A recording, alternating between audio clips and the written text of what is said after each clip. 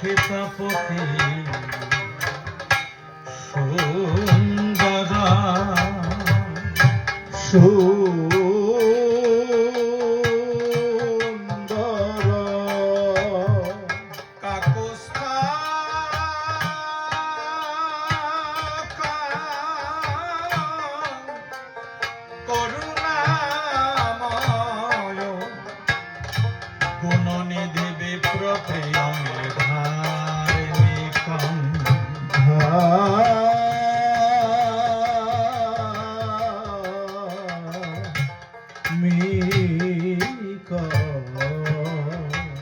রাজেন্দ্র সত্য সন্ধনে দশরথ তনয়নে শ্যামল শান্ত মূর্তি শ্যামল শান্ত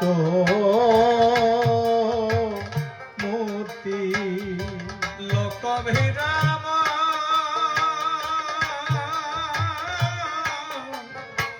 রঘুকুল তিলক রাঘব রাবণারি রাবণ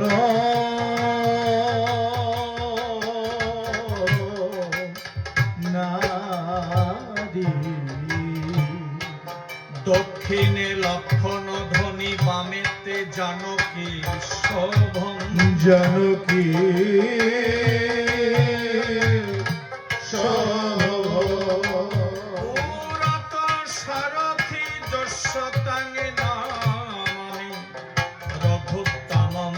রঘু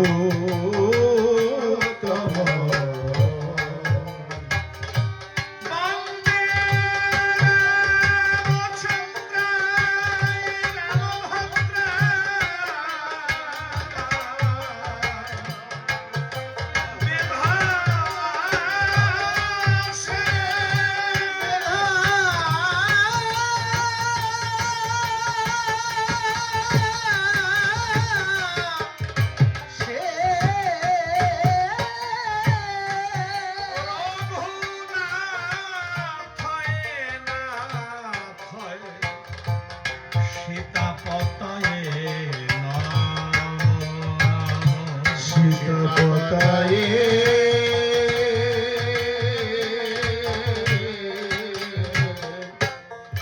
নমো নমো ওম শান্তি হরি ওম শান্তি হরি ওম শান্তি হরি ও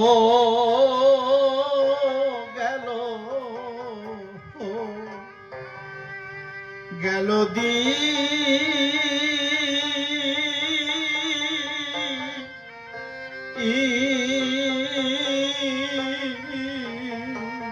বাবা দিন থাকি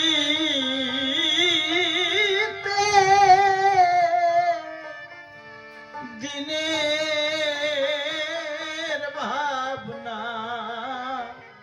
বেশ ভাবলি না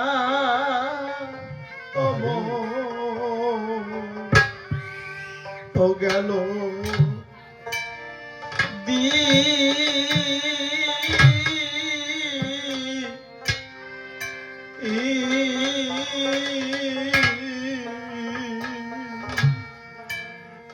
নমো নমো আমার রামচন্দ্র অগণম নারায়ণ গেল দি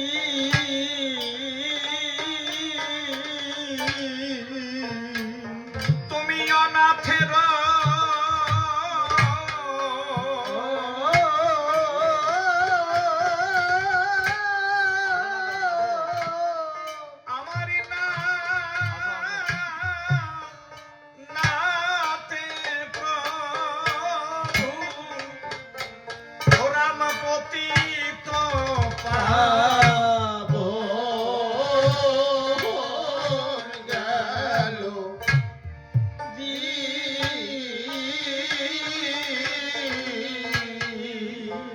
আমি না জানি তোমার সাধনে ভজ, আমি না জানি তোমার পূজন গেল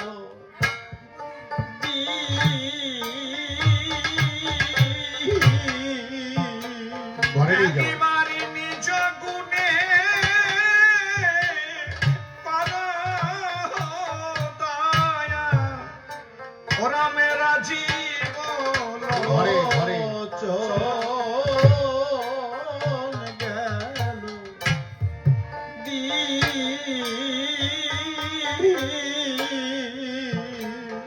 আমি আর কি ভবে বেশ মানুষ হব প্রভু গো, আমি আর কি রাম নাম নাম লব গেল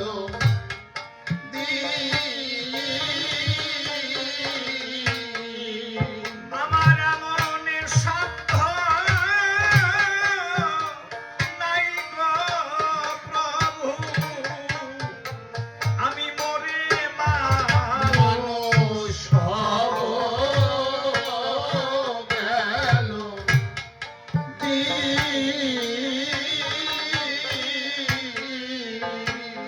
অমনে তোমার আসিবে সমন, বেশ করিবে দমন, শেলেশায় ধরিবে তোমার গলা। গলা গেল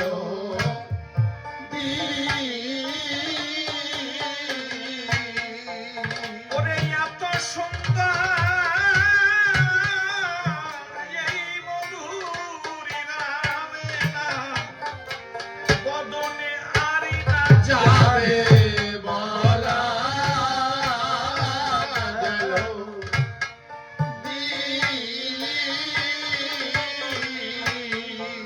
তোমার সাধের কেশে পাকিবে,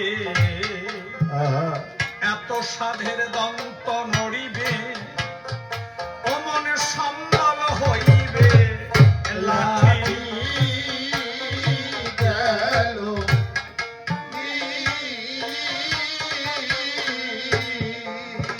ওরে এত সাধের আপনজনে যারা তারা বলিবে, এজন যায় মরিবে বাঁচি গেল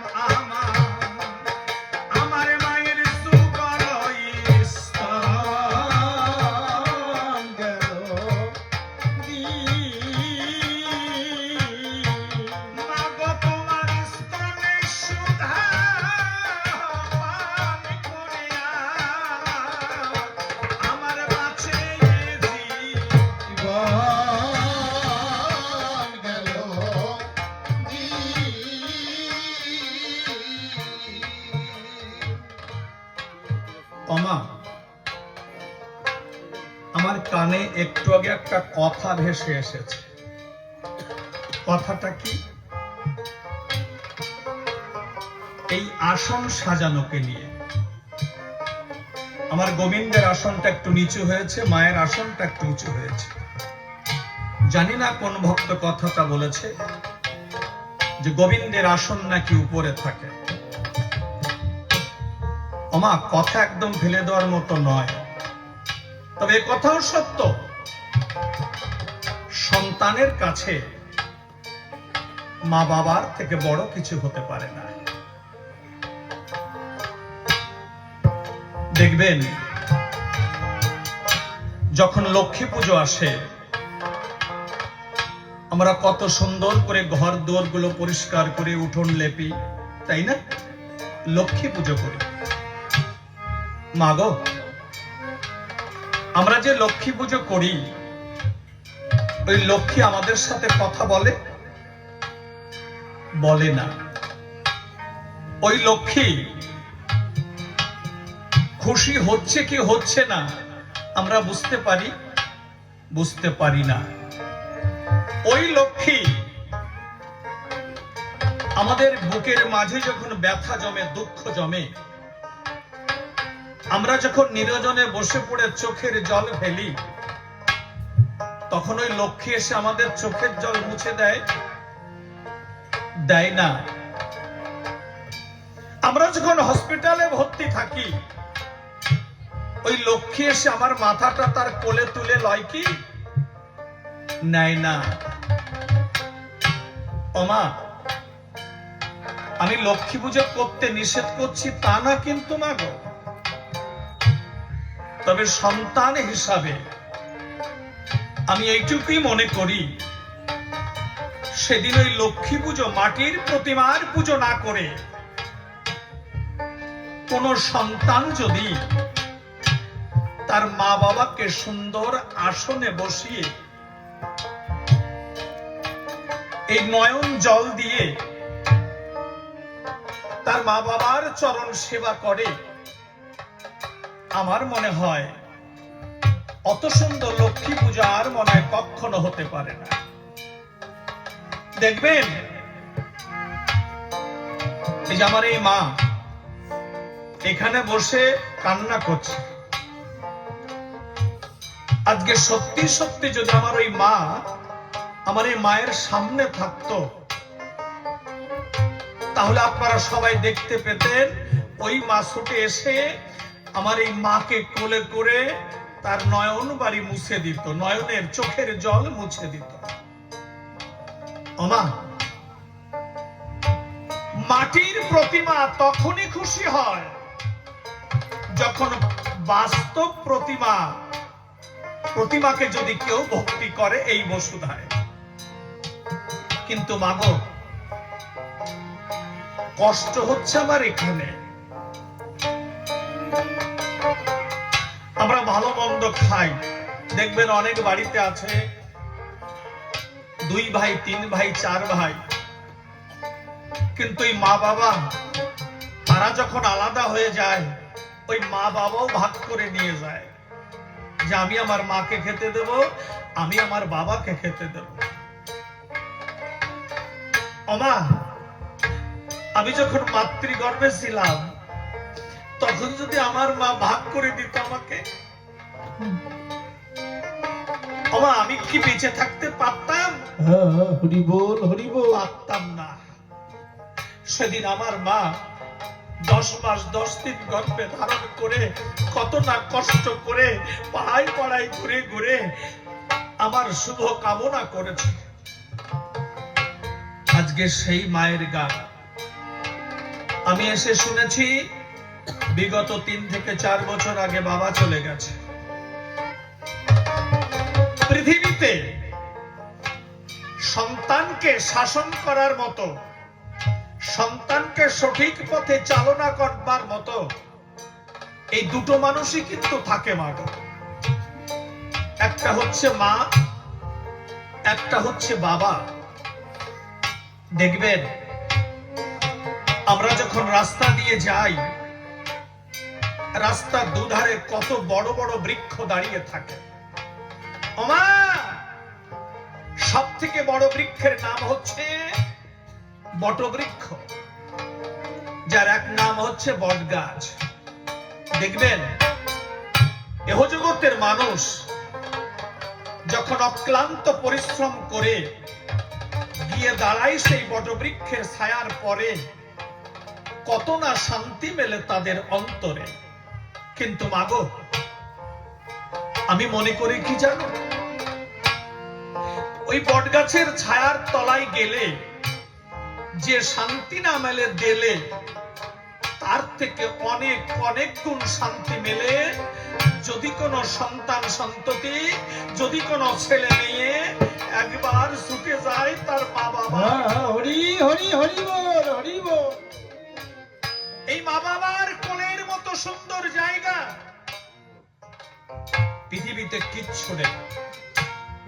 দেখবেন একটু পিছন দিকে যদি আমরা তাকাই, আমরা যখন কান্না করতাম, আমার পিসি, প্রতিবেশী, এমনকি আমার ঠাকুমা, আমার দিদিমা আমাদেরকে কোলে করে সান্ত্বনা দিয়েছে। আমা, আমাদের কান্না বন্ধ হয়েছে কি? হয় নাই। যখনই আমাদের মা আমাদের তার দুহাতখানা বাড়িয়ে দিয়েছে আমার দিকে, আমি যখন ঝাঁপ দিয়ে মায়ের কোলে গেছি, আমার সেই চোখের জল কিন্তু আর নাই। তার কারণ, আমরা যখন ছোট্ট ছিলাম তখন বুঝেছি যে মা বাবা আপন, মা বাবার থেকে জগতে কিচ্ছু হতে পারে না। কিন্তু ধীরে ধীরে যখন বড় হলাম, ওই মা বাবা পর হয়ে গেল। ওমা, রামায়ণ গান কি হবে জানি না, তবে রামায়ণ গান শুরু করবার আগে আমি এসে শুনেছি আমার এই মায়ের গর্ভে এক এক করে 5 ভাই বোনের জন্ম হয়েছে। তার মধ্যে হচ্ছে 1 ভাই আর 4 বোন। তোমরা আশীর্বাদ করো মা, এদের তো চোখের জল মুছে দেবার মতো আর কেউ রইল না। হরি বল, হরি বল। এদেরকে ভালোবেসে পক্ষে জড়িয়ে ধরবে এমন আর কেউ থাকলো না। তোমরা সেই দীনবন্ধুর কাছে একটু আশীর্বাদ করো, ওদের মা বাবা যেখানেই থাক না কেন, সেখান থেকে যেন তাদের এই যুগল হস্ত দুখানা তাদের মাথার পর ধরে রাখে, তাদের মাথায় যেন কখনো প্রখর রৌদ্র এসে না পড়ে, ওই আকাশের বদনা হাত এসে না পড়ে। তোমরা আশীর্বাদ করো তাদের এই শিরোপরে। তাই আমার গানের ভাষায় কি বলছে, আমি প্রথমে বন্দনা করিলাম আমার মায়ের যুগল রণ জ্ঞান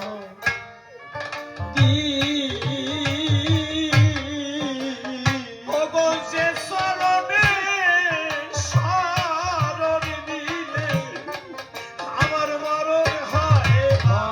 রণ জ্ঞান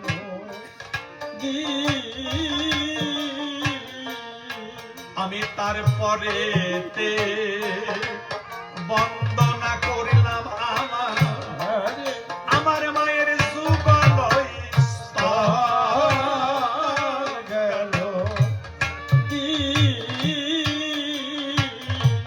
মাগো তোমার স্তনে সুধা পান করে আমার বাঁচে গেল